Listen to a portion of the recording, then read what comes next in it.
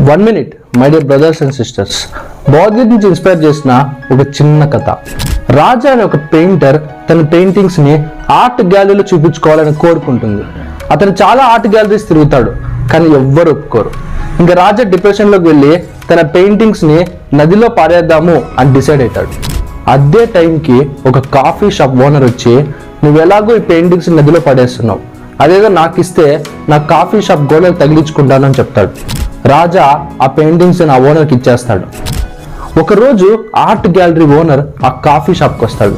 ఆ పెయింటింగ్స్ని చూసి చాలా ఇంప్రెస్ అయ్యి ఆ ఓనర్కి డబ్బులు ఇచ్చి ఆ పెయింటింగ్స్ని తీసుకొని పోయి ఆ ఆర్ట్ గ్యాలరీలో ప్రజెంట్ చేస్తాడు. చాలా ఏళ్ల తర్వాత రాజా ఒకసారి ఆ ఆర్ట్ గ్యాలరీకి వెళ్తాడు. అక్కడ తన పెయింటింగ్ని చూసి చాలా ఆనందిస్తాడు. భగవద్గీత మనకు చెప్పేది అదే, రిజెక్షన్స్ మనల్ని డిఫైన్ చెయ్యవు,